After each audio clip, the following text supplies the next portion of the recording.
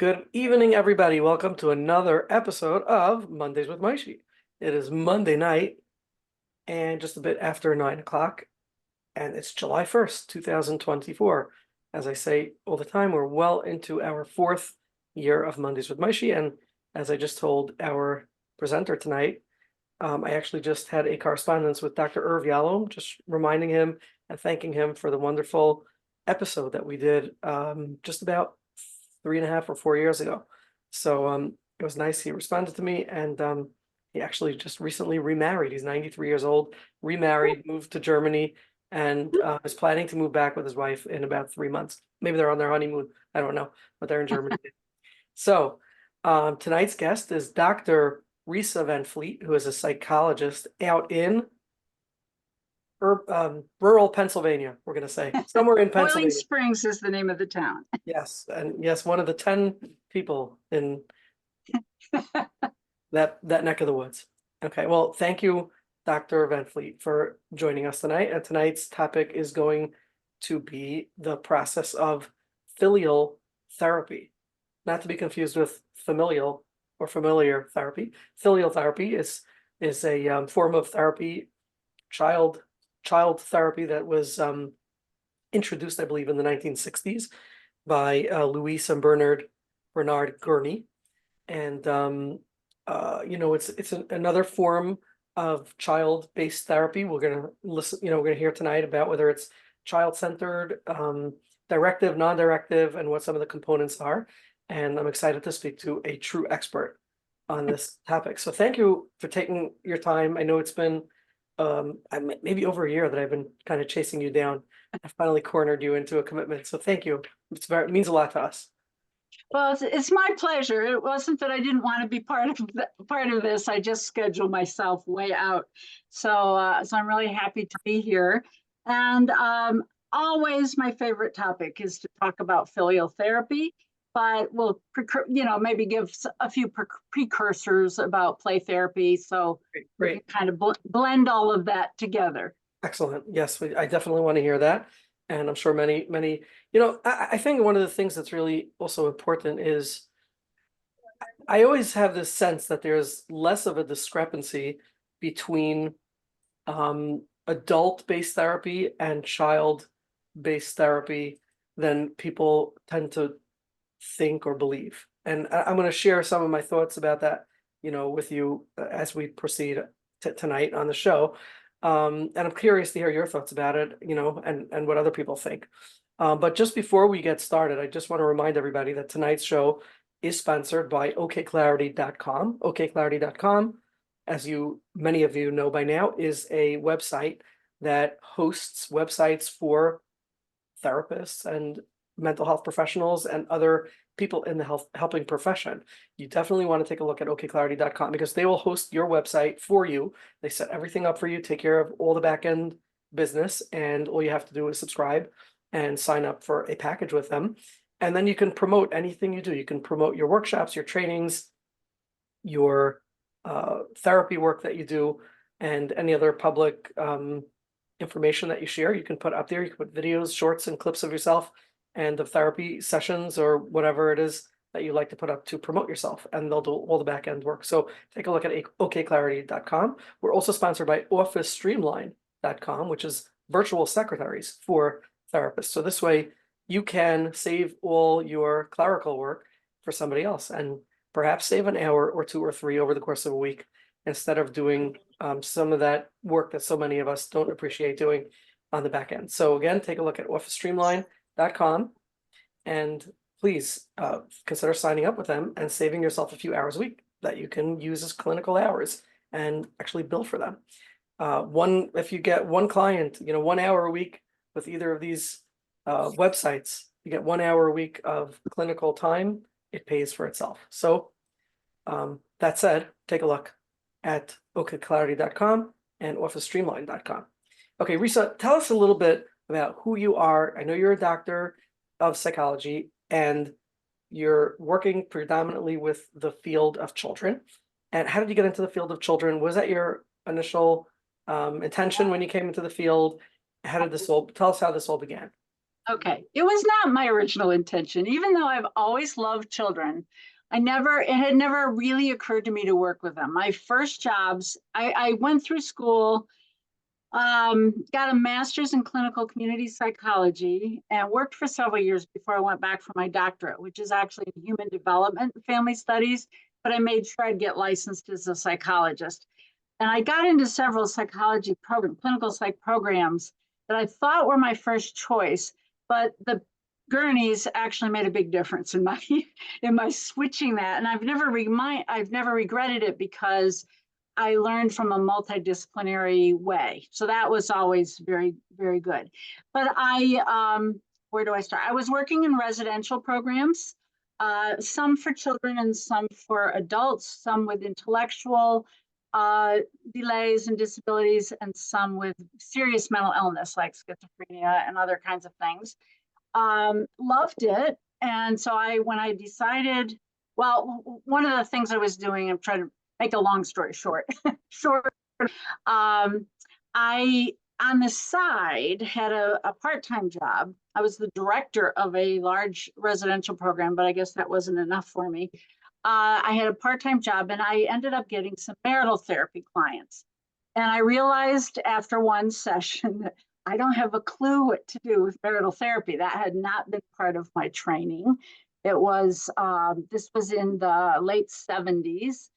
And so I looked around for some training programs I could go to, and I just found one, Bernard Gurney. He did go by Bernie Gurney.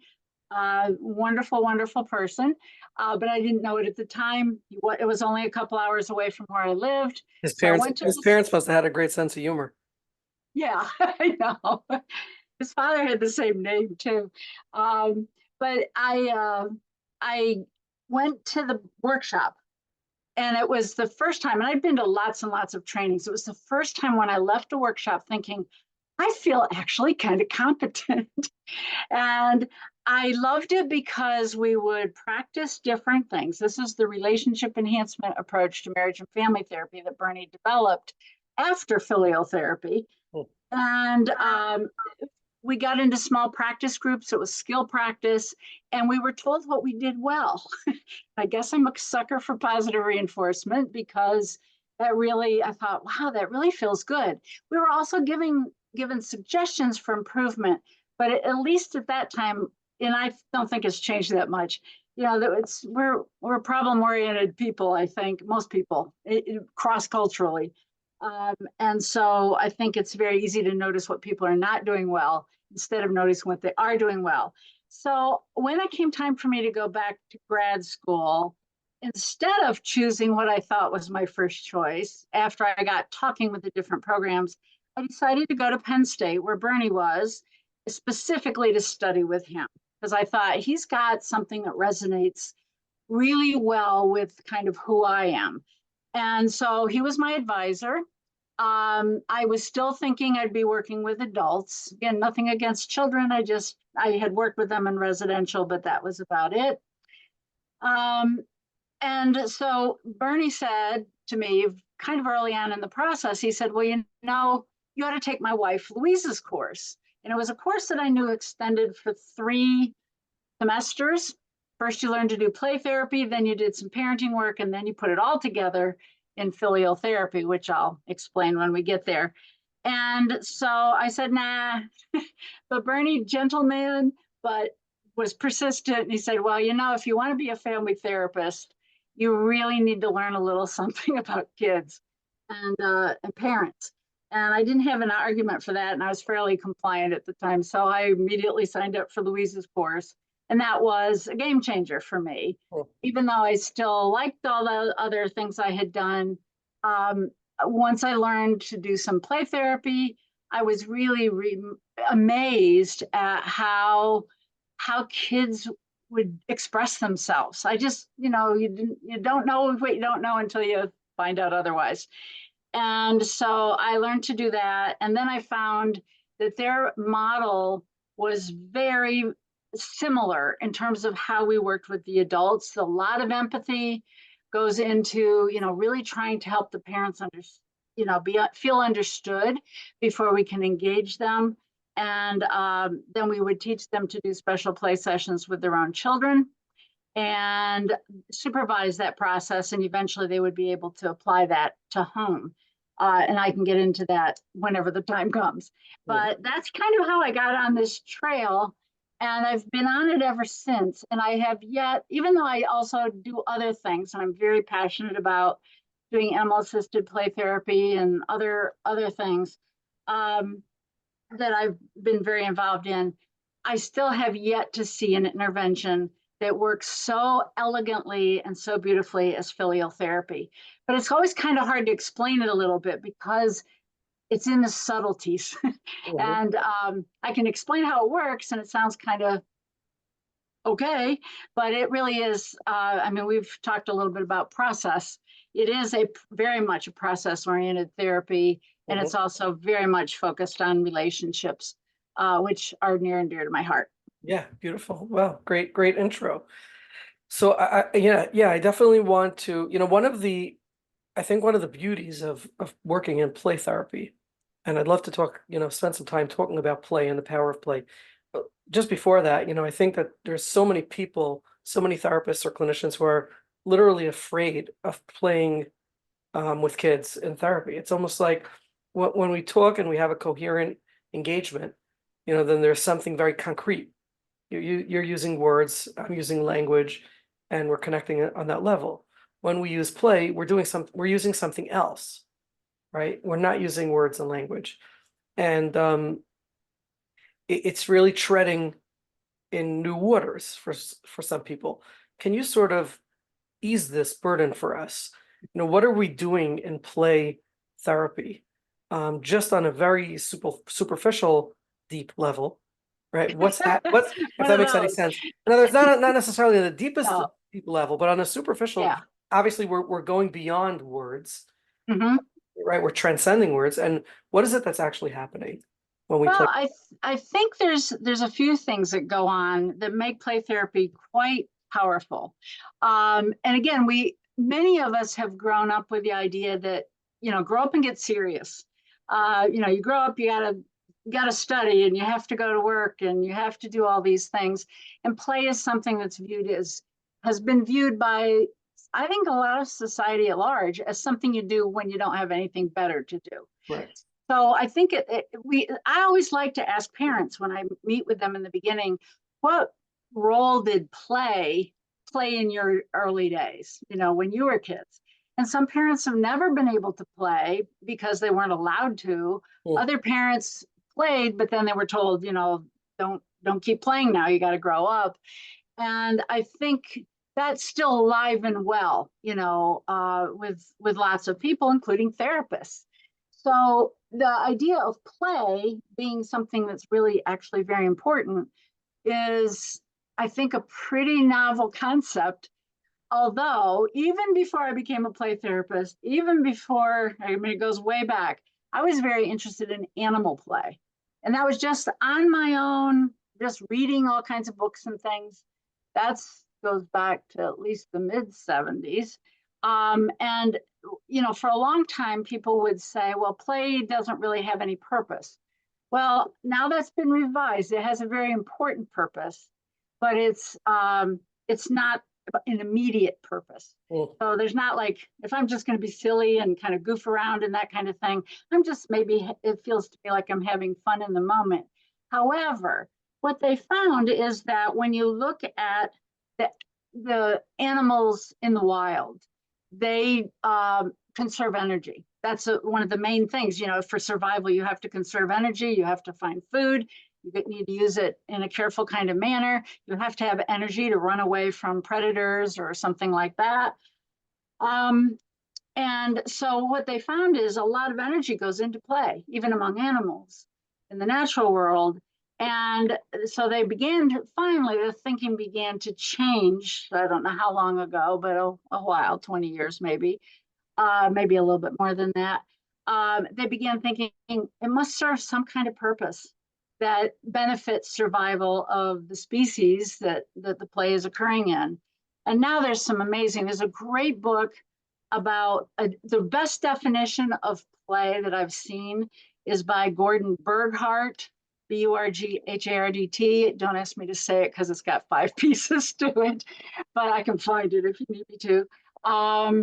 But people, they argue about what is play, and I think he kind of nails it down pretty well. But he wrote a book called The Genesis of Animal Play that I think is really great. Leave And checken now, nachmo. pardon me? Leave checken nachmo, so it's that. Sorry, the settings got a little confused and everyone who signs in is unmuted, so I have to keep manually muting them. I'm sorry. Oh, that's My okay. bad. No problem. So one other thing nowadays, I mean, I just read an article the other day about ants laying, A-N-T, not the other kind, and bees play, and they're able to rule out that it doesn't serve any other purpose other than, there's lots of things that play does for us, social bonding. We now know that the connections in the brain are much strengthened by play. There's a lot of different pieces to play that benefit us physically, mentally, cognitively, emotionally, socially, all of those areas. Cool. And so when we grow up and we have not been particularly playful or have not been encouraged to be playful, when we start thinking about working with kids, first of all, kids might be scary to some of us. Sometimes parents, I see a lot of play therapists who really are not comfortable with parents because they're adults. And I think we have to kind of examine that for ourselves. But I probably was not as playful when I started off in play therapy as I am now. And that just, as once I started seeing how it worked and how good it felt to be playful just myself, then it became fun. But I think the other piece about play that we have to keep in mind is we have to do it our own way. There's not one right way to play or a wrong way to play. I mean, there are ways we don't want to play that are, dangerous or something like that. But I think we have to find our own way to play in humor. And it's been pretty exciting for me to see that through the years, even the idea of using a little bit of humor would be valuable. Now back to play therapy. Risa, Yeah, go let ahead. me just first of all, I'd love to ask for those of you who have the guts and the opportunity to turn on your videos to please do so. We like to have a participating crowd. Thank you, Malka. And anyone else who can, please do. I just a couple of things on play itself. I spent some time doing an episode with Dan Hughes. I don't know if you're familiar with Dan Hughes' work. Yeah. And he talks a lot about playfulness. And the word that he once used that stuck out of my mind that I always repeat for years, I'm using this word is, children do really well when they experience themselves as delightful. Okay. And when we're playful with a child, I know with my little guys at home, when you get on the floor and you roughhouse or you just jump around and play with them, and there's something, there's a sense of worthiness, a sense of value, a sense of delightfulness that's inherently imbued in the child through this kind of work. You're laughing together, you're enjoying, and the message that's being conveyed is you are so enjoyable, which tells the child you're wonderful and you're worthy. So that's number one with play. I enjoy your presence, so you must be valuable and worthy. And the other thing is that, more like you were saying, which is there's something very inherently connecting through the right side of the brain or through emotional bonding and connecting. And when we're doing something that has that connection, that we're doing that togetherness, that connection, then again, there's these messages that are being conveyed, and there's a whole lot more that we could influence. Children will introject us better or more positively when they feel that sort of excitement and happiness. So I think those are really great points. And I think another way of maybe putting some of it is that kids naturally will play. It's wired into our brains. Jaak Panksepp's work, where he studied the pathways through the brain. We are wired to play, and the young of all species play more than the older ones. But with kids, if they're allowed to, they will play, and that's true across the globe. It doesn't matter where they are, what languages they speak, what faiths they are. It just doesn't matter. They will play. They also play within the culture that they're raised. And I've had the opportunity to do filial therapy training all over the world. And it's fascinating because we get to see how, well, here in our country, we don't do this, but we still find ways of playing, if we can be open to it. So to me, play is the child's world. That's what kids do. And their language, they have language, but it's not very well developed. They don't have abstract thought until they're 13 or so, 12 or 13. So it's the way they express themselves. It's the way they make sense of the world. So you'll see them like watch something and then they act it out. I mean, but it's in the play. And so it's their world, it's their language, and it's their world. So like what you just described, getting down on the floor because they're shorter than we are, and that's their land, their world for play most of the time. Not that they're always sitting down, they're not. But when we enter their world, we're saying, hey, I'm here for you. I'm interested in what you're doing. And then when they want to engage us in the play, then that is that powerful message that you just said, which is, you're worth it. You're worth my time. And I am going to try to enter your world because they know we're grown-ups. They know it's not the same for us, but not that they could articulate that.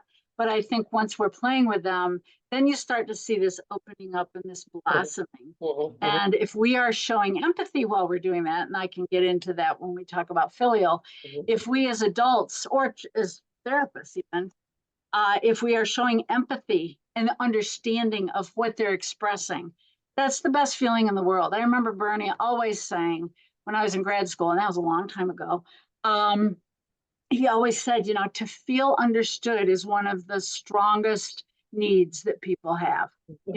We need to survive first physically, but to be understood is really very, very powerful. Absolutely.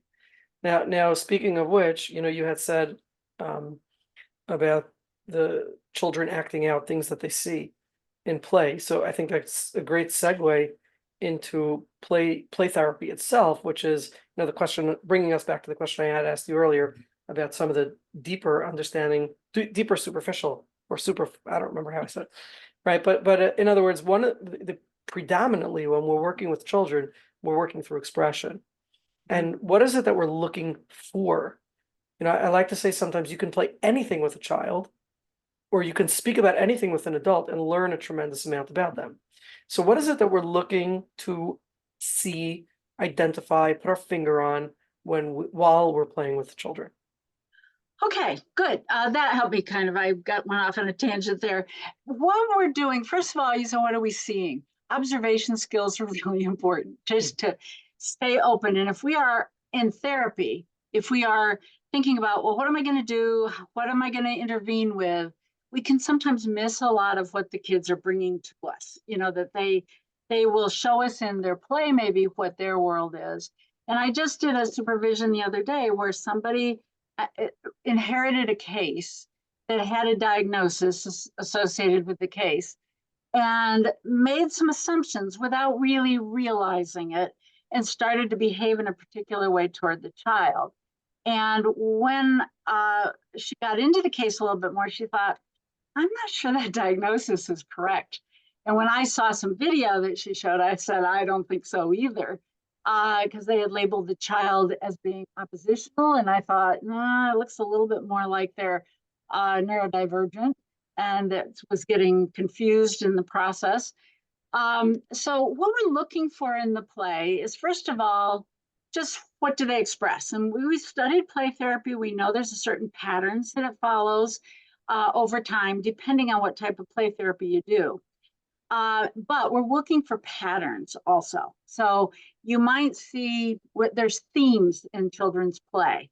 If we are allowing them to make most of the choices in the play, that they get to decide what to play with and how to play with it, that would be non-directive play therapy, then what you'll see is they play out, in the beginning, you almost always see exploratory play for a session or two. They'll go around the playroom and kind of check out all the things that you have in the playroom. it's akin to adults that we might walk into a new setting to see a therapist and we're checking it out. You know, we might not be thinking a whole lot about it, or maybe we are. Like, what kind of place is this? How does it feel to me? Next, there can be aggressive play. And when kids are allowed to play as they wish, they usually do engage in some aggressive play, not violent play. We're not advocating for violence, but just, I mean, sometimes it looks kind of violent, but it's when there are clear signs that it's play as opposed to real aggressive. Because if it was real, you know, I'm going to hurt you or hurt myself or something like that, we would set limits or boundaries on that. But we're looking for, you know, if there is aggression, what's underneath that aggression? We often talk about anger being a secondary emotion. I think the same is true about aggressive play with kids, because a lot of times it's about power and control, and they are playing out these powerful themes because if you look at their lives, I've worked with a lot of kids that are in foster care or adoption, and you'll see this powerlessness in their lives. So in order for them to start to feel more powerful, they play more powerful kind of themes. So we start to see that kind of play. Then usually what happens in non-directive play, where kids are making most of the choices, is it changes. It doesn't stay there. If you respond to it properly, then it actually moves into more regressive play. And then they move on to other play themes and mastery. So we're ultimately looking for kids to do work it through. You know, they're expressing themselves. They're being accepted for their way of expressing themselves, unless it is unsafe. And then we want them to eventually reach a point where they can feel like there's mastery. So I've seen over and over and over where kids will play out things in their lives that are confusing to them, but then you start to see them kind of start to master it. So Risa, when you're doing non-directive play therapy, and I know we have some prominent or play therapists on in the audience, but when you're using non-directive play therapy, do you stay non-directive forever and allow the child to sort of work it through by themselves? I do, yes and no. If I'm deciding, and it is my preferred way of doing things, even though it's not my personality. I learned that a long time ago that, I like when I'm with kids in my regular life, I'm like, come on, let's play this and let's do this other thing. But I learned to appreciate the value of non-directive, of really getting to know the other person, getting to know that child from where they are coming rather than where I think they might be coming from. So what I do is once I decide I'm going to do some non-directive play therapy, as long as I'm doing non-directive, I don't like zip out of it if I got this question I want to ask, or I don't move out of that mode to do something more directive, because what I'm promising the child when I start non-directive play therapy is you can do almost anything you want to do in here. If there's anything you may not do, I'll let you know. And that's a promise I need to keep. Now, if I want to do directive play therapy too, directive play therapy, I think, is really appropriate if we're trying to teach like some specific skills, or maybe just they need a different medium to work through some of the things that they're working through. So in my mind, directive play therapy, we play a larger role in deciding what's going to happen in the session. And it might not be way larger. It might be just a little bit larger. And then we step back and let the kid run with it. Other times it might be very directive, like we're going to play this particular game. But to me, that's a continuum. Yeah. And my understanding is that even in non-directive play therapy, you're actually making observations or reflecting, I should say, what it is that you're observing. Yeah, so there's several things that we'll do in non-directive, but they're all geared to show acceptance and not to lead the play in any particular direction. So how you make those statements. So in other words, the way you make those statements will enable the child to proceed safely by feeling that the reflective statement or observation was just that, and that you're sort of permitting them to go wherever they have to go. Yeah. Up to a point, like there are limits that we would set if they go too far. if you got the kid that's climbing up on the window and saying, I can break this window and fly, Yeah. we're going to say, well, no, you're not allowed to Yeah. climb up there. You wouldn't let your curiosity get the best of you in that one. Yeah, right. Okay. And so there's another skill, and the way child-centered or non-directive play therapy is taught varies a little bit. It all came from X-Line, who was a student and a contemporary of Carl Rogers, but she didn't always write exactly what happened, so people have interpreted it differently. So because of my studying with the Gurneys, one of the other skills that we learn is to follow the child's lead in a role play. So sometimes kids put us in a role. So they'll say, the child will say, I'm the teacher, you're the student, and you are terrible at math. And so then I don't always reflect what they're saying. I mean, I might reflect the role and say, oh, you want me to, I'm a terrible math student. And then I'll fall into that role and kind of use faces and voices and pretend to play, but always trying to do exactly what the child wants, what they're getting at. So very often, and I've been a very poor student many times in the playroom, or poor at other things. So they'll say, okay, students, get out your papers. So I'll find a paper and I'll pull it out, and I'll say, oh, I wonder how this works. Or here's 2 + 4. I go, I know the answer to that. So you can play it out a little bit, but once you're hamming it up, if you're like trying to entertain somebody, then you're off track. So it's I all about. imagine that when you're the bad student, that's the child's you're the child's projection, right? So Yeah. would you want to enact as closely to the child's presentation as possible because you're sort of, their projection? Sometimes, but usually you're following more their instructions. That's a time when kids will give you instructions, because if we start making a judgment like, well, this is what they're dealing with, so I better play it out in this particular way. That's me starting to think in a more leading way. But on the other hand, I guess the answer to that is up to a point. Right. Yes. And I imagine that the child would probably instruct you to be like them Yes. as it is. Okay. Yeah, I mean, usually what's going on for a child in that particular example is if they're a poor student or they're not working up to their potential, and maybe their parents have been, kind of, the parents have kind of been on their case a little bit, or why don't you apply yourself, or whatever it might be. And maybe the teacher's been on their case. So they feel that's a situation where they would be feeling not good about themselves, and it would be powerless. So a lot of times they will play a teacher that's quite controlling.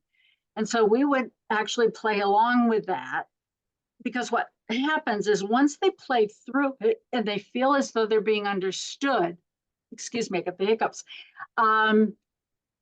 then they shift away from it. And you'll start to see them overcoming some of the dilemmas that are there. So I would continue to play, like whatever I thought they really wanted. So if I have to be the one that's getting bad grades and doing all that kind of thing, that's them working through something of their own. And we're interpreting the play over time with what's the word I want? Sort of patterns that occur in the play. If they play one time, we might not know what it means, but if they play interpreting, do you share that with the child, or when you say interpreting, is it just in your own mind and how that's going to guide the session? It would be shared only as the child is presented it. I wouldn't kind of go into like a Freudian interpretation and share that. But if they're saying something like, do your homework, and that's wrong, you don't get anything right, I'll say, oh my goodness, I just can't get anything right. You're so frustrated about that. So I'm going to reflect their feelings if they are expressing them, but I try to stick within the role. So once you're in a role play with the child, you try to follow their lead of how they want you to play that role. But at the same time, you can reflect certain feelings and stuff the child has. That they might feel powerful, or they might feel frustrated because nothing goes the way they want it to go, or whatever it might be. So you are reflecting their feelings through this process, but there comes a point where if they put you in a role, to play a role, then you try to play that role as you think they want you to play it. Okay. So a lot of times they will, they put themselves in charge. That's a pretty strong message of how I need to play, the role. And the other part of it, some non-directive play therapists will say, how do you want me to play this? But to me, that's bringing it into the cognitive realm. And then we're trying not to do that. So, but I just watch the kids' reactions. And if you create enough of a sense of acceptance of what they want to do, then they will tell you that you don't have it right. So I might start playing a role that they've given me in a particular way, and the child comes in and says, no. And I say, oh, that wasn't right. And so then they might clarify, or I'll try something different. I remember one time there was a child who I was reflecting. Child had a diagnosis of ADHD. I wasn't sure it was an accurate one. I was working actually in a hospital setting. But I was reflecting for the child, and the child said, no, you take a nap. Go take a nap. And so I pretended to take a nap, but I kept my eyes open, and I wasn't quite sure if I was supposed to be quiet or not. So I just slowed down how much I was reflecting what the child was doing. And then the child turned around and says, you're asleep. And I said, okay, and I started snoring or whatever I was doing to indicate that now I kept my eyes partly open, because if that child then started doing something risky, then I'd have to come out of it and kind of go along with it. But what I learned from that, and that was a long time ago, is this is a child who had people telling him all the time what to do, where to do it, how to do it. And so he perceived, even though I was reflecting, he still perceived anything coming out of my mouth as, don't tell me what to do. Right. So he shut me up. That's some mastery play, actually. And, the next session, I was just a little bit more careful and didn't reflect quite so often, but I got the important pieces. And then he became more accepting of it. So that's non-directive play therapy, where we would follow their lead, what they intend. And it's kind of a fascinating process. I mean, the first time I did it, I thought, this sounds bizarre. Like here I am repeating what a kid's doing. But I only had like 2 sessions with a little girl. She was from a divorced family. And I was sold, because she played all this divorce, my house, That's the cool thing with kids, is that you can actually like watch the process evolve in front of your, just unfold in front of your eyes. You see the affect change. That's really where you see most of it. The affect change. But I think Rogers essentially did this with adults too. Yeah.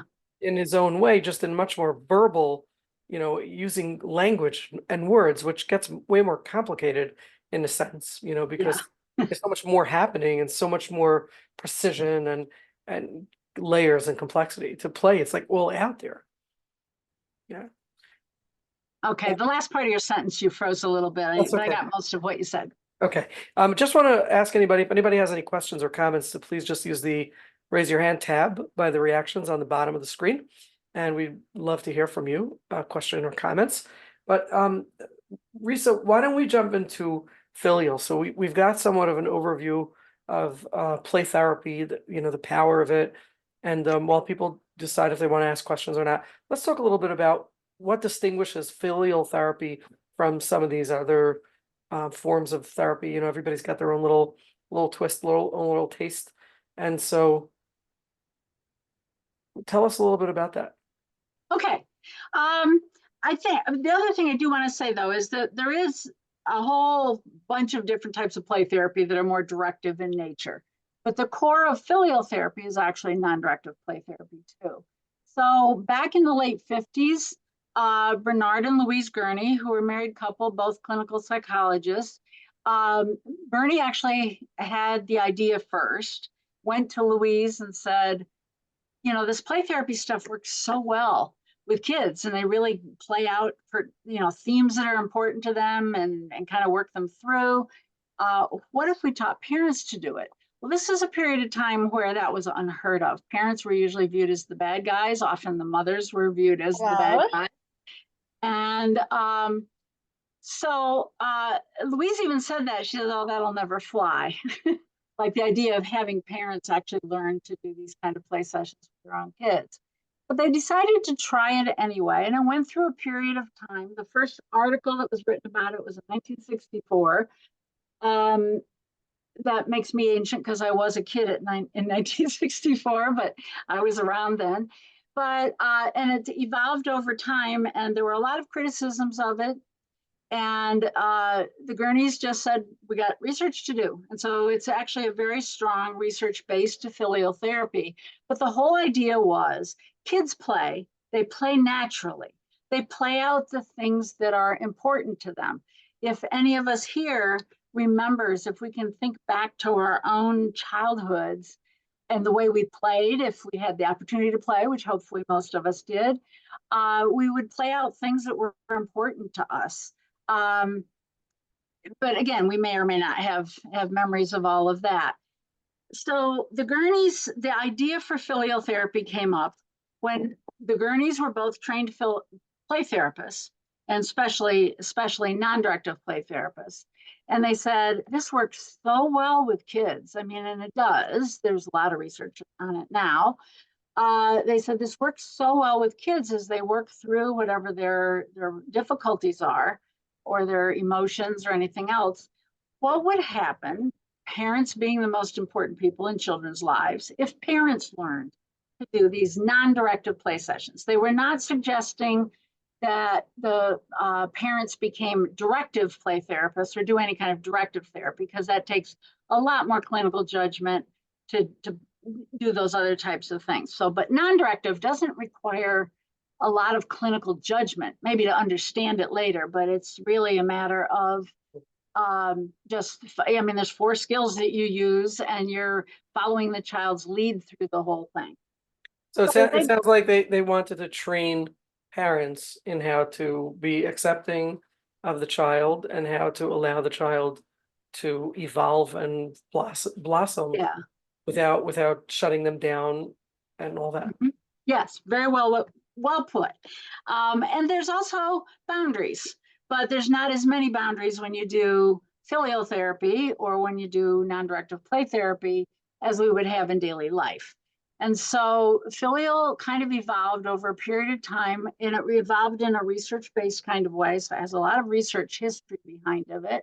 I can get into that later if you want me to. But the whole idea was, this is a relationship-based form of therapy. This was before family therapy was on the scene by a few years. And, but you know, the world was kind of headed in that direction, but just not so much. So there were a few people from universities that wrote scathing attacks on the Gurneys in the early days, saying, who do the Gurneys think they are? I'm paraphrasing, but it's probably less nice than the way I'm putting it. Who do the Gurneys think they are, giving away important psychological knowledge to parents who won't understand it, won't be able to use it? Well, we've come a long way since those days, but that was the environment at the time. And so that propelled the Gurneys into doing research on it right from the start. And the first question was, can parents learn to do non-directive play sessions? They're not asking them to do lots of judgment through the play sessions, just can they learn to be non-directive in these play sessions? They did several studies on that that showed without any question they could learn. And they actually had at least one, maybe 2 of the studies in the early days were between, they had parents that they had trained to do non-directive play sessions, and they had therapists who were trained to do non-directive play sessions. Did not tell those that were on the research that were coding it, you know, to kind of determine what they're doing, which were which. So it was blind as to condition, and lo and behold, they could not tell any difference. Now, there are parents that don't get as good about it as a therapist would be. But So that kind of explains what my kids mean when they say to me, "You're talking like such a therapist." They just mean I'm a parent. That's all. Yeah, yeah. And so that's really part of what we want, even though we were using therapist skills, you know, such as reflective listening, which the Gurneys called empathic listening, because I thought that was more descriptive of the attitude, not just what came out of your mouth. And so there were really 4 skills that the parents learned. And I think in the early days there were more, but we've kind of whittled it down so it's easier for parents to learn to do it. And there have been several studies through the years that have shown that parents are very capable of learning to do this particular type of special play session with their own kids, and that it actually can work faster, better, because if we do the play therapy with a child, send them home. If the problems were with relationships at home, or they're getting physically punished too much, or whatever it might be, that hasn't changed. The environment hasn't changed. We know the environment matters. And so Filial was really trying to change the environment of the parents. Cool. The parents were providing for the kids.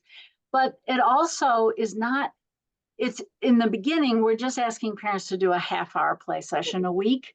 And then later we help them generalize that to I life. feel like there's an added advantage when it comes to parents besides what you're mentioning, which is that besides the half hour, let's just call it, of filial therapy or play therapy that the parent is providing for the child, but doing so also can like rehabituate the dynamic or the relationship between parent and child. If you do that enough, there's a reciprocity of gratification that starts to build. Like you see your child feeling better, feeling more connected, feeling happier with you, and then you want to do more of that. So there's a certain has that been observed at all? Yes, quite often. I mean, I think that's really it, because the kids feel more accepted for who they are. Parents become also better at setting boundaries when they need to set boundaries. So instead of lots of threats or physical punishment or whatever, so the parents are given new tools to use. The kids are feeling more accepted by their parents. And then we also work with the parents to help them kind of understand the play themes that come out for the children. So there are themes. We know that kids in the early sessions usually do some exploratory play, but I see them, like if it's myself as a therapist conducting a session, they have to get to know me. They have to get to trust me. Right. They know that I respond differently. With their parents, the relationship is already there, even though it might be damaged. But the relationship is there, and kids want nothing more than to be accepted and feel good about their parents. And parents want to feel like they're good parents too. And sometimes if they're dealing with a lot of behavior issues or other things, then nobody feels good about that. So this is actually giving parents new tools, but they're the tools of acceptance. They're tools of setting boundaries, because that's part of filial as well. And it's also the tool of engaging in imaginary play, because kids do a lot of what they express is through their play. So we're teaching the parents actually how to understand that play, how to move into imaginary play if their kids want them to. And then also we meet with the parents to help the parents understand what all that play means. So we're looking for patterns of play, and what does this play really mean without reading. We're not teaching them to be psychodynamic. There's a psychodynamic component to filial. There's many theories actually all woven quite elegantly together. It's a psychoeducational model, which makes that possible, I think. But at the same time, what the parents are doing is pretty humanistic, in terms of Rogers. I want to ask you more about that, more specifically, some questions on what the skills are that we teach parents. But before that, I just want to ask Hannah Sherman. She has a question. Go ahead. Okay. Go, Hannah. Okay, so I maybe I'm jumping the gun. So I'm wondering if you're going to get to this in a bit. But so I do quite a bit of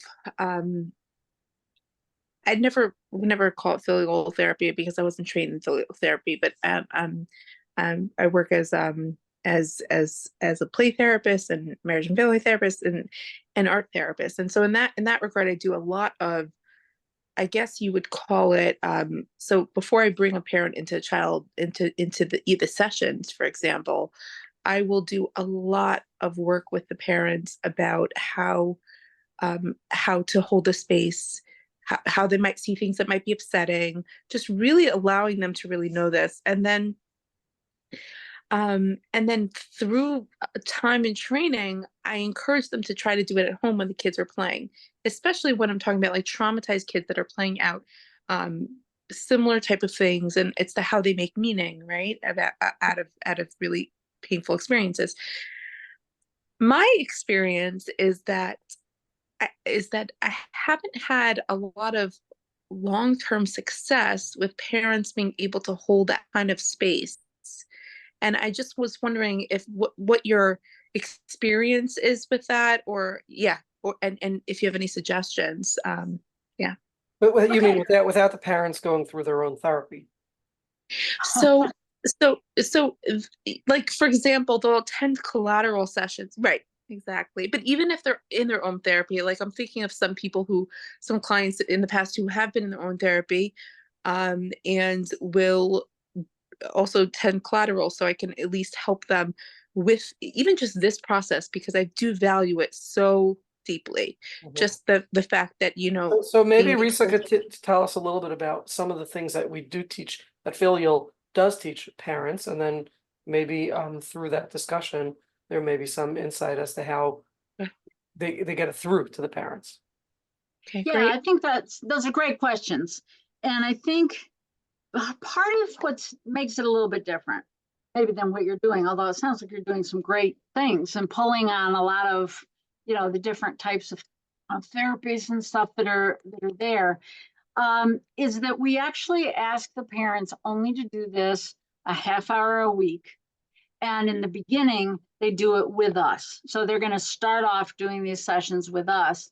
And we first teach them, and there's a teaching process that helps them start to learn the skills, but they don't get it instantly. And so then we watch them have a few sessions in front of us and give them more feedback. And what we found is that many parents, after 4 or 5, usually about 4 sessions, they're getting pretty good at it. But even then, we don't do it every day. We don't do it at home because there's just so many variables that are floating around in the home.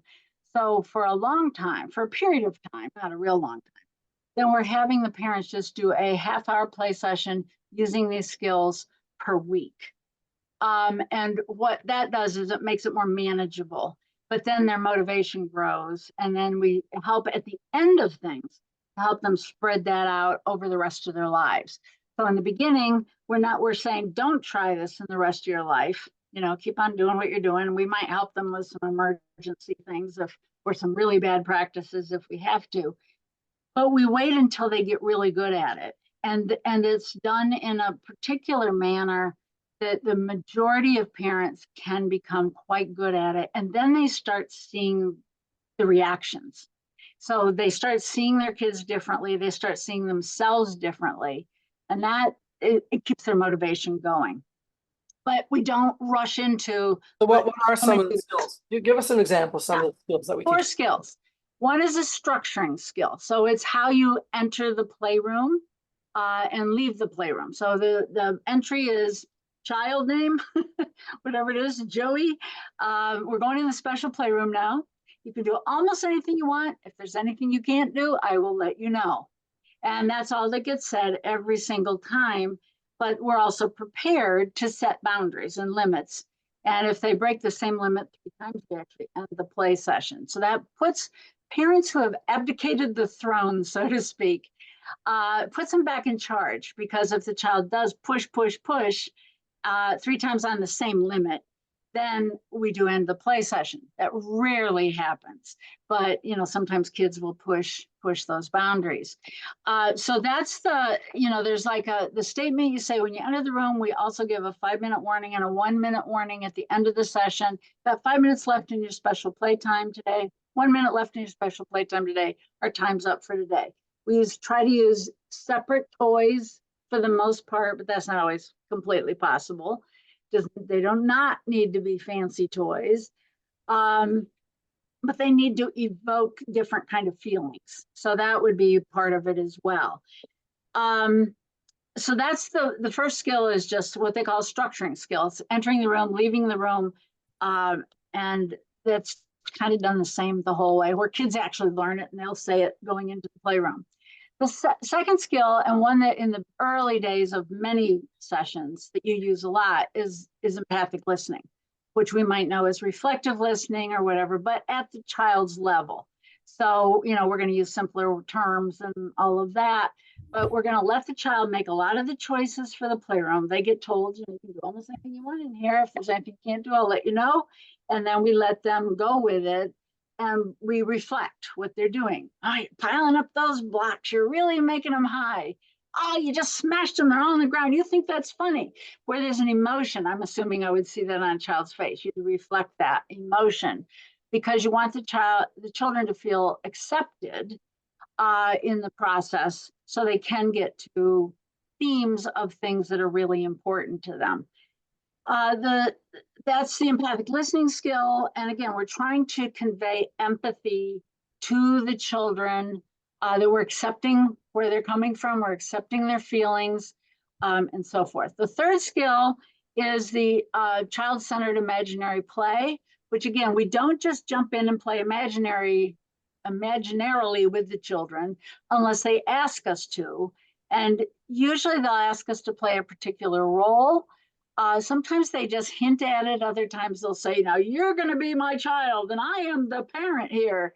Or they'll spell it out. Other times they won't. Your job is to play that role. You can forget about empathic listening for a little while. Your job is to play that role as close to what the child wants as you can, because that will allow them to continue to play through particular themes and so forth. And finally, there's a limit setting skill. Has 3 parts to it.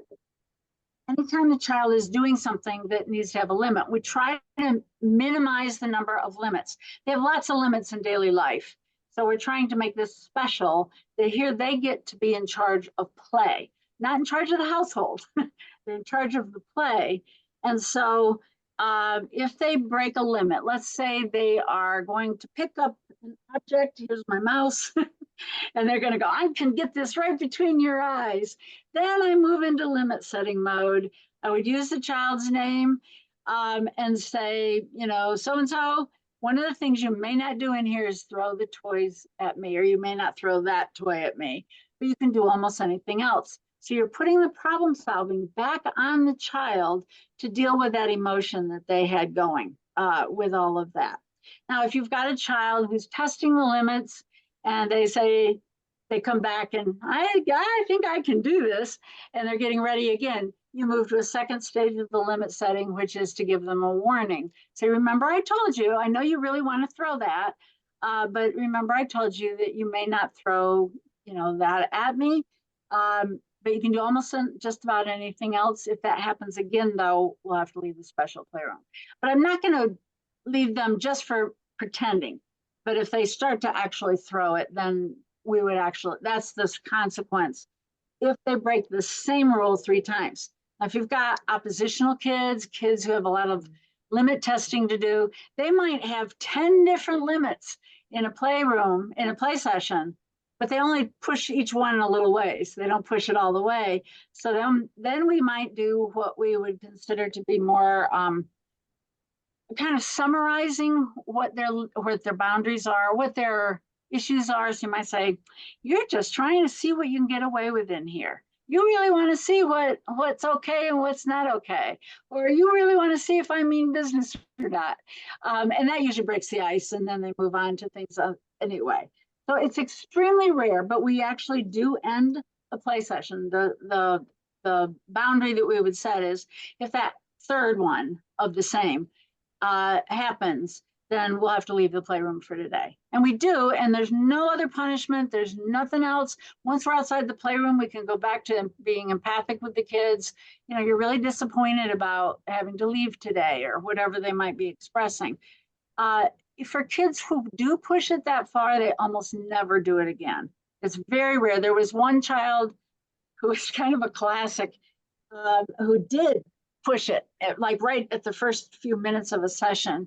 And he was kind of getting to know his father. His mother had given him up and the father was raising him, and they were a new relationship in a lot of ways. But what happened is he would boom, boom, boom, break the same limit 3 times. Okay, now we can go. Now I can go to soccer practice. So the father had scheduled his sessions at the same time the soccer practice was. And this kid loved to play soccer.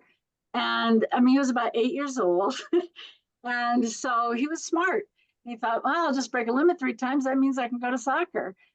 So once I knew what was behind that, then we could work on, maybe we needed to schedule a different time because we don't want to be competing with, some of their favorite activities. So those are the 4 skills. Now, some people teach this as more skills, but I always like saying it's these 4. Now, there's subtleties to each skill, but I want to make it as simple as possible for parents. Okay. So, there's things like intention reflections and all of that, but I just kind of put them, I just teach them in that particular way. Okay, let's take a question from Aaron, if that's okay, Aaron. Sure. Hi. I took Hi. your training phase 1 of, I read your book, I took training. Now I'm under supervision with Jackie. So I'm learning a lot. It's very hard for me to just have a relationship without doing anything. That's my challenge. Yeah. I'm wondering, when do we suggest filial play and when do we just do child-centered play therapy? Well, that's a really good question about how would you make that distinction? And I think, first of all, one of the things you'll see as you get into this more is it's not usually that you're not doing much. It might be doing a lot less than we think we are because we're used to maybe leading play sessions or leading any kind of session. But the more you get into it and the more comfortable you feel, and the same is true of parents, the more comfortable they feel engaging in play activities. And there's some parents that are very, very stiff, very uncomfortable because maybe it's a cultural thing for some, maybe it's just their family of origin, but you grow up and get serious. You have to be an academic or you have to be this, that, or the other thing. So the thing is, it depends on your own skill levels doing filial. So in the beginning, when people first learn to do filial, I usually say pick a couple families that are, this sounds terrible, but user-friendly families, families that you feel comfortable with, that are pretty cooperative. Start there as you're, adding to your skills. So you've had training, you might be getting supervision in it, but you start with a family that you think is going to be open to it and they're fairly comfortable to work with. Then you work your way through to more and more difficult cases, whether, it's abuse cases or there's a lot of different ways. It might be very demanding parents who don't want to change their styles. So over time, you can start applying it to more and more families. Now right now I'm not seeing clients because I've got a busy travel schedule ahead, but for the last whole bunch of years of my career, I did a lot more filial than I ever did a child-centered. And I did it with abusive families and I did it with all kinds of problems. So your first choice will be filial play, not child-centered play therapy. That would be mine. If I can work through the parents, to me, it's so much more powerful. But you have to do it for a while and build your own skills and confidence. Because it does take time to develop. Now, I learned it in grad school, so I was immersed in it. When I train people, and like Jackie has trained you guys, then it just takes time. And I always say to people, don't rush it. Do what feels comfortable to you. And if you're not, I think you have to be fairly good at non-directive or child-centered play therapy first. So then you understand how play themes emerge and how not to read too much into it, but to really see when things happen. And the more you do that, the better you'll get the filial. And but I love filial so much because, first of all, I love working with parents, but I still get to see what's going on with the children. But I just see changes with parents. Once the kids start believing their parents have changed, and some kids don't need to see that much change in their parents, others, the parents have been cold or punitive or something like that. So it takes a little bit longer for that mutual trust, even for parents to trust themselves, I think. then it takes a little bit longer. But I just see so many changes so much sooner when I'm actually empowering the parents to do it with their kids. But it takes time, and don't rush it. Just do Risa, whatever feels comfortable until you're ready for the next step. I wanted to touch on the 7 essential features of filial therapy because those are essential features. Would you be able to share with us what are those features? Yes, I had got my book right here. I know them. The good thing you wrote it, or you would never know. I wrote it, but I haven't read it in a while. But I'll just kind of go through these. I mean, I do know what they are, but when you're on the spot, then you might not. I don't always think of everything. So the first one is the importance of play in child development is highlighted. Play is seen as the primary avenue for gaining greater understanding of children. So that sometimes is a big hurdle for parents that, well, kids play. What's a big deal about that? My problem is my child doesn't buckle down and do their schoolwork. Or my problem is my child, talks back to me and they should have more respect for me. All of which is, I can agree with, but it's hard for people if they haven't understood the power of play and the beauty of play, which I think we're starting to as a culture or as a collection of cultures, but we've got a long way to go because play tends to be, that's what you do when you've got all your work done. It's viewed as trivial. We now know from all the brain studies and everything else that it's not so trivial at all. But I want to listen to parents if they are wondering, why would I do this? Why would I do this with my child? They're misbehaving. Why do I play? Isn't play a reinforcer or a reward of some sort? So, but we want to help parents understand that play is the way kids communicate an awful lot more than through their words until they hit, the abstract reasoning around 12 or so. Parents, the second one is parents are empowered as the change agents for their own children. This is still very much not practiced. I mean, nowadays we involve parents a whole lot more in therapy, which is all good. But a lot of times it's like teaching the parents, okay, here's a behavior plan. Here's how we're going to do the behavior. We're still driving the intervention and we're helping parents. Parents are really viewed as the change agents. And I think, again, nowadays we're more amenable to this way of thinking, because so we know how important parents are and they make all the difference. And so if we leave them out of the equation, I can make some great gains with kids doing play therapy, but if they go back to the same environment and their parents haven't really changed very much, then I'm not sure how long it lasts. And so we end up, wondering about that sometimes. So this is actually, you have to have a belief, but it comes with time, that the parents actually can learn to do this stuff. And because they are the most important people in children's lives, then from the child point of view, this is great. Now, some kids will be very wary of their parents, but most parents, when they see their parents are going to play with them, they get very excited. They love the idea of doing this. But again, there might be hurdles along the way. The third one is the client is the relationship, not the individual. Now, our whole mental health system that most of us, maybe not everybody, practices within really rewards us having individual clients. It's not, the family therapy doesn't always get funded the way we'd like it to get funded. And they want one identified client and all of that. Well, sometimes when I do filial, unless the child really is going to benefit from having a diagnosis, I will talk with the parents about one of them carrying the diagnosis, what we might do.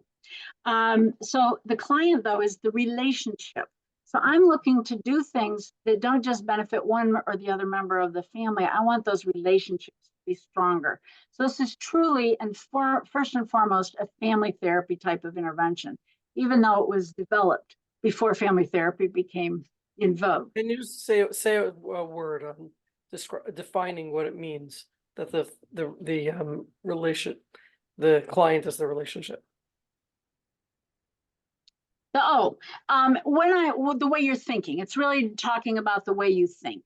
And it's sort of like, it's easy when you have 2 or 3 people there to start finding yourself like, okay, well, I can understand where this person's coming from, not this other. So it's like marriage and family therapy, Mhm. where again, we're looking at the unit.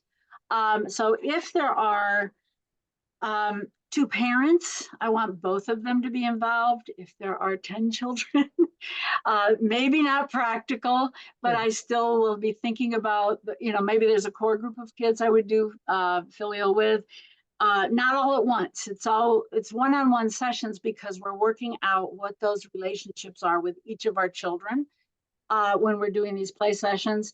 But I still will find like special times for other kids to be involved one way or another. And it takes a little extra work and thinking, but I share that problem solving with the parents. And then we figure out like how they can kind of do something similar.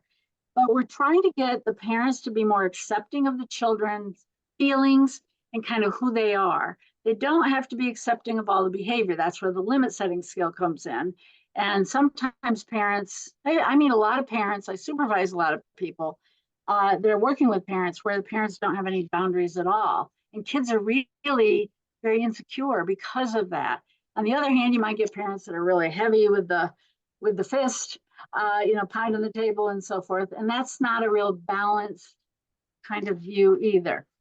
The next one is empathy is essential for growth and change. So there are roots. Part of the roots for filial do come very much from Rogerian, thinking that it's about acceptance. When I personally first learned to do what I now call empathic listening, but it was reflective listening, I thought it was the most ridiculous skill in the world. That's because I wasn't taught to do it very well. I thought I'm not going to sound like a minor bird, or now you're feeling this and now you're feeling that. I just wasn't taught it in a very good way. And the good way is actually about trying to really grasp how the other person is feeling and thinking. In your own words, short, just reflect back. It must have been so frustrating. Sometimes it's just a single word, but you're trying to truly get into the other person's shoes Capture. and to reflect. Mhm. Go ahead, sorry. I said to capture it. You try to Yes, yeah, capture, precisely capture it. yeah. But in your own words, because if you use their words all the time, then you do sound like a minor bird a little bit, even if you're right. But yes, that's absolutely a good way of putting it. So the empathy to me, I remember Gurney, talking way back in time, because he's better known actually for the relationship enhancement form of marriage and family therapy that he developed after filial parents said, could you develop something for married couples? And he did. But the empathy is really an attitude as much as it is a skill. So the skill we learned, see, this is where my first teacher of all this was not good. He said, well, you just repeat back to people, what they've said. If there's a feeling there, just say the feeling. But it was done in sort of that offhand way instead of really, truly trying to see the world from the other's point of view. So in filial, we're trying to help them do that as well. To kind of like, use your own words, but short, doesn't have to be long. You're going to reflect back what the child, in the place sense, what the child is doing and what they might be feeling. So, if the child has a weapon of some sort, that they're like even a pool noodle, swashbuckling it around the room and knocking things over, then I want the parents to be able to reflect, what's the feeling behind that? Oh, you feel powerful when you can knock those things over. Now, if they started sweeping everything off every shelf, maybe that would be a limit, but maybe not. One of the most powerful cases I ever saw, and I supervised it, I didn't do it, was it was a 5-year-old girl who had been an orphan in Romania, came to this country, had been kept in a crib till she was 5 and given drugs to keep her quiet. And she had crossed eyes, and that was why they considered her unadoptable. Well, she got adopted, and she had horrible, horrible, horrible, horrible behaviors, unsafe behaviors toward other people. And we did non-directed play therapy and some directive play therapy in the first bunch of sessions because she was, like finding knives and threatening people with knives. But she was, I forget how old, 7, something like that. After 40 some sessions of the therapist working with her, she was with an adoptive mom who wanted to keep her but had to place her in care because she was not safe for a younger sister. We ended up teaching this mom to do filial. And this kid did amazing play. She played some of the same things. She went through a whole series of themes over and over again where she was the bad guy and really acting out in play some of the horrible things that happened to her. And she'd every once in a while stop and say, it's like in Romania. That's what they did to me in the orphanage. So she'd had these revelations as she went along.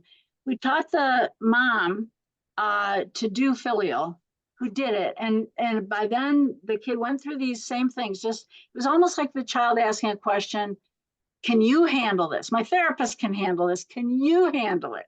She did a beautiful job, had a lot of support. And this lasted much longer than most because she was truly reactive attachment disordered child. I mean, 3 psychologists had said she should be institutionalized. And she never was. And filial actually was the magic that happened, but the parent needed a lot of support. And this wasn't a 17 or 18 week intervention for her because she had so much damage done to her in her formative years. But she actually came out pretty good on the far end. She's married, has kids of her own, and is a pretty happy person without all that anger and nastiness, because that's all she knew. So it's really that empathy piece is important to the whole thing. I think I have just 1 or 2 more. Though entire family involved whenever possible.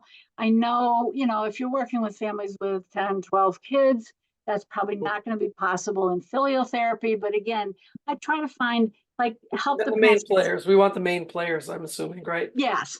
And the trouble is sometimes we don't know who the main players are because the parents will say, this kid's the problem. But there's also children who disrupt sessions, like 2-year-olds and, things like that. Yes. Yeah. You would not include at that particular age.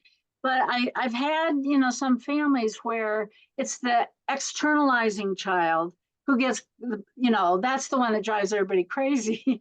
Whereas if you have an internalizing child, then people don't see that as a problem. But I've had a number of cases. Now, if I can see that during my intake process and assessment process, then I will want the parents to work with maybe both of those kids. But again, you have to kind of, age is if they're under 3, then there's a filial version, but it's not really what I would do in my work. And then it used to be once they're up to around 12, then you'd switch to some things that, now they have a little bit more abstract thought. However, if you've got kids that have huge abuse histories, which is largely the population I've worked with, they're often socially and emotionally about 3 years behind their chronological age. And there's some studies that have kind of shown that. So I've had 16-year-olds come into the playroom and just play like a 9-year-old might play. Looks like a few head nods, so you maybe have had that experience as well. So filial has been used. There was even a case that we had in our practice. 17-year-old came from a Central American country where he was exposed to horrible war-related things and became an orphan but didn't know it. He was left all alone in the rubble of some buildings. He finally got his way to this country. Many years later, he's 17 years old, has never had a primary attachment, except a foster father, who's kind of this rough, if you met him, he kind of rough, gruff, tough kind of guy, all sweet inside. It's just, you can have to look beyond the outside, of course. And we did some filial-esque kinds of things with the 2 of them because this kid had been deprived of so much care through a lot of years. And it wasn't exactly filial therapy, but it was similar. And probably the very first actual bond, other than maybe with his parents back before they were killed, came with this foster dad. And this is a kid that was, long past the age we usually think of as playing in imaginative ways, but yet he did. So anyway, the other piece, the entire family is involved whenever possible. Again, you can't always do that. It's not always realistic. Our system of insurance and things like that, if you have to work within that, is not geared toward that either. But sometimes I will teach parents to do the play sessions, watch them with their one kid, and then if they want to bring in, they start doing a few at home, bring in a video, I can kind of watch some of that and help do the whole family piece of it. And then I think this is, no, a couple more. Psychoeducational training model is used with the parents. So you think you're still a clinician, but you are thinking also as a teacher. So you're teaching them skills, helping them apply those skills to clinical kinds of situations. Then the process is, oh, wait a minute. Tangible, I just going in the book here. Tangible support and continued learning are provided through live supervisions of parents' early sessions. So once parents are trained, I go through a three session training with them to teach them how to do these play sessions. They are not proficient after 3 training sessions usually. So we actually think of the next 2 or 3 sessions as still they're practicing. But by then they're doing well enough that the kids realize, oh, something's different with dad or something's different with mom. And but maybe they don't have a good relationship. So the kids are, this won't last. So then they do it again. Oh, that's different when we do these play sessions, or mom's different than we do that.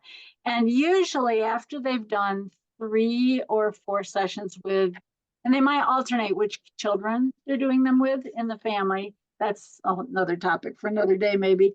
The parents become quite proficient. Bernie's did a long time ago, but it's been my experience too, a study of therapists and of parents who had been fully trained in filial therapy, the skills. And they had, the researchers were blind as to whether they were watching a parent or watching a therapist conducting play sessions.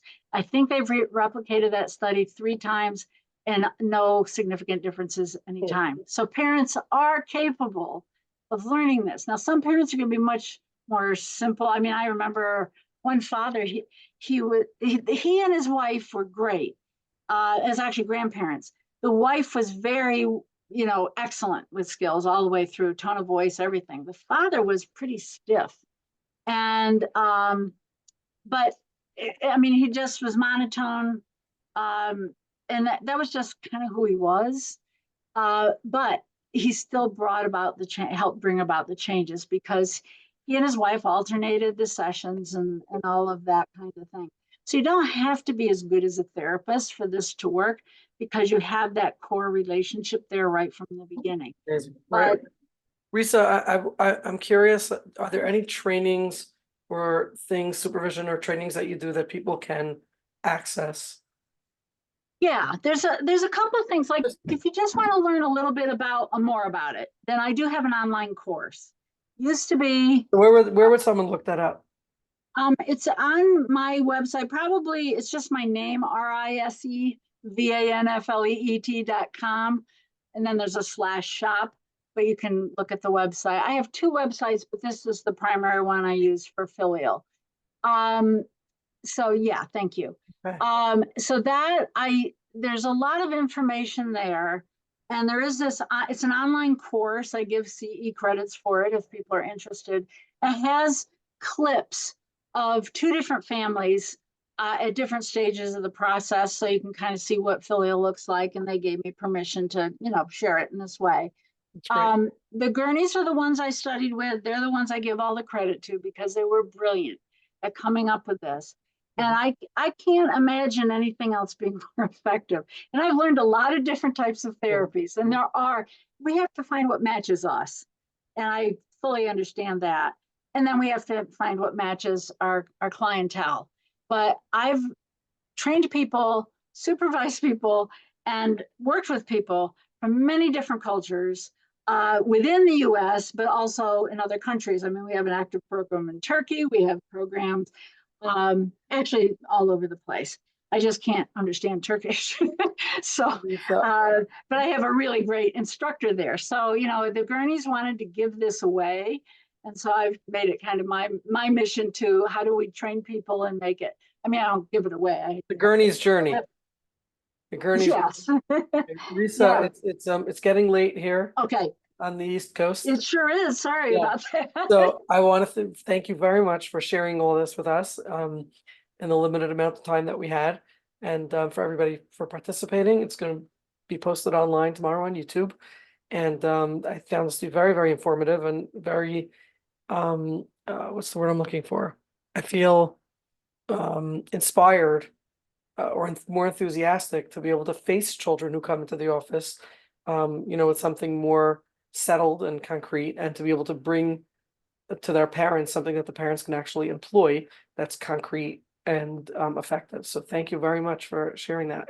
You're very welcome, and I appreciate it. Sorry, I ran over time. You can see I get excited about this. Yeah, But also, I will say it's a very process-oriented form of therapy. So right. there's steps to it, there's different pieces to it, but the whole thing is about the process. I've just been talking to some people from the UK, so the process is in my mind. I pick up too much language stuff. It's not my own. But it's really quite powerful. And I mean, I do have materials on it, the Filial Therapy books, and a couple of you have had training. I see some familiar names here. But it's worth taking a look at because the Gurneys were brilliant, and there's tons of really good research on it. It's some of the best research on any form of play therapy that there is. So, Okay. I'm glad to interact Thank with you. anyone at any time. Yes, feel free to reach out. Go to Risa's website, risavanfleet.com or google.com, which is everybody's website, right? And take care. Yeah, and I mean, if you want to just even email me, it's just my first name, Rise at risevanfleet.com. Okay. So I'm glad Thanks to again. talk. Thank you, everybody, for wants more participating, info. and thanks, Risa, and please stay in touch. Bye-bye. Good night, Thank you. Good night. everyone.